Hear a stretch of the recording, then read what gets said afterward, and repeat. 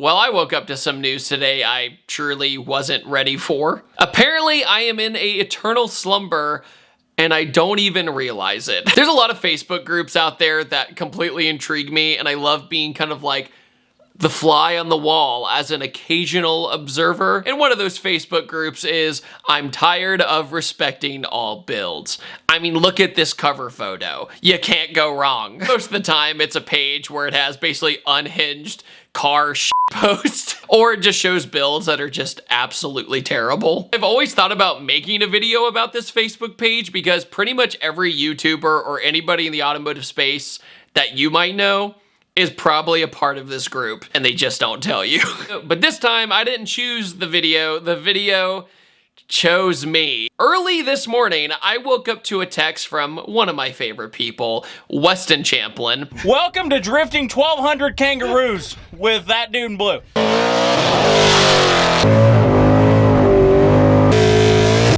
What's poppin'? Look at that. What's that? Radiator right there, radiator right there. That son of a bitch has a radiator big enough to cool the supercharger that's big enough for a Honda. With literally 3 words. Did you die? And he sent me the screenshot of this. And one hand of me said, oh no, oh no. And then the other hand of me goes, I've made it. I've made it in life. I'm honored that this finally happened to me. So some of the lore, I guess you could call it, of this Facebook page is involved with another YouTuber you might know named Scotty Kilmer, who have actually met briefly one time. We were both filming the T-Rex. Remember that like 3-wheeled vehicle that was powered by a BMW motorcycle engine?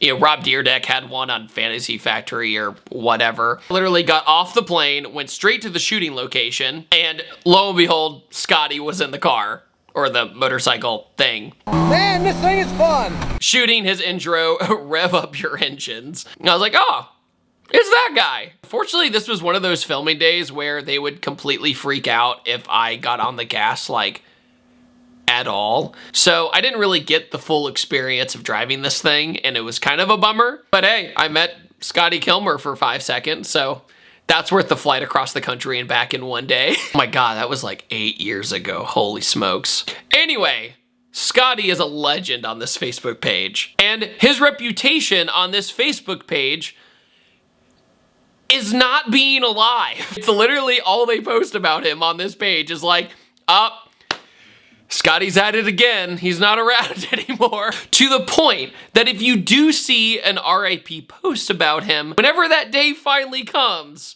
because it's coming for all of us at a certain point, no one's going to believe it on this Facebook page. It's such a common post on this site that people just go, huh, and they scroll right past it. But it's become basically an engagement farm.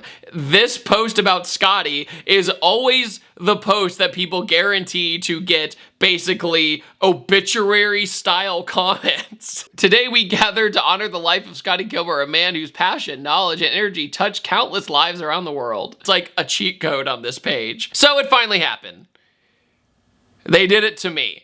But the amount of messages I got this morning asking if I had been unalived was atrocious. Okay, for context, if I saw that one of my friends might have passed away, my first instinct would not be to text them and be like, hey, how you doing down there? How's that soil taste? Anyways, complete badge of honor in my opinion, and as somebody who might be in a slumber, I thought we could go through some of the comments and go through this post for fun. And obviously I had to pitch into the post because it was obviously a shocking revelation that I didn't even know about. This photo was actually for Ubisoft for The Crew Motorfest for that video game. So at least they gave me my final boss image, I guess. My friend Grant goes, you see this car accident with Scotty? Does David Patterson know about this? He can't respond right now because he's in an eternal sleep. Do you know how like surreal this is reading about you if you were gone?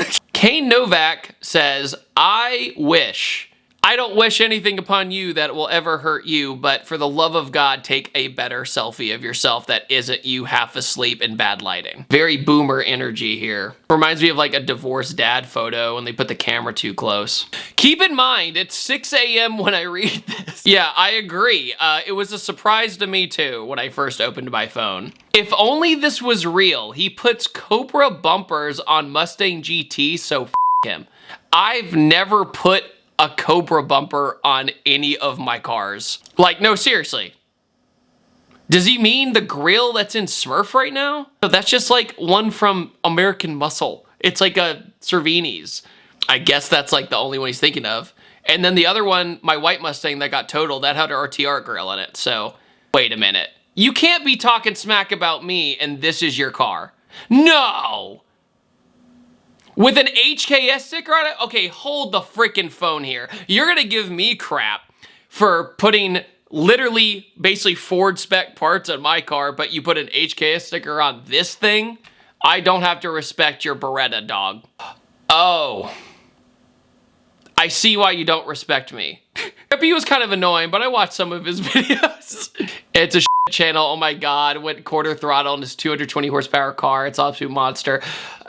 You know what? That's fair. I do drive a lot of lower horsepower cars that do feel crazy, but you're never gonna get that on camera, honestly, but it's okay. I'm gonna say something that I don't mean in an arrogant way. However, it's very easy to say that I go quarter throttle and things like that. Believe it or not, I do not release car reviews that I don't get full throttle.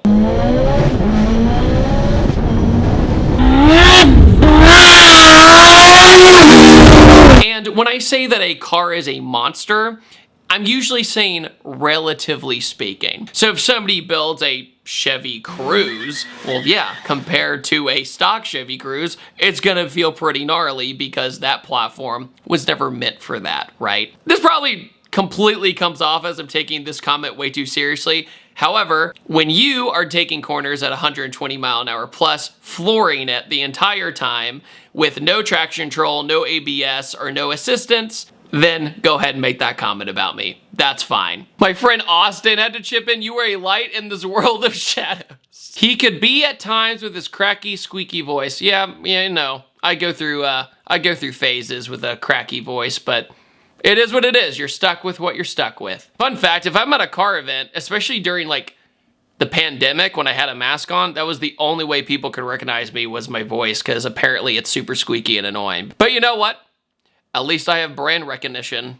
Anyway, just thought that was an interesting fun fact for the day. Super laid back video. At least I've been honored with this, and I had the normal amount of hate as I always get, so it's okay. Honestly, appreciate you guys who defended me in any shape or form or gave me loving support as I ate soil. So I will see you guys next time. Take it easy. See you later.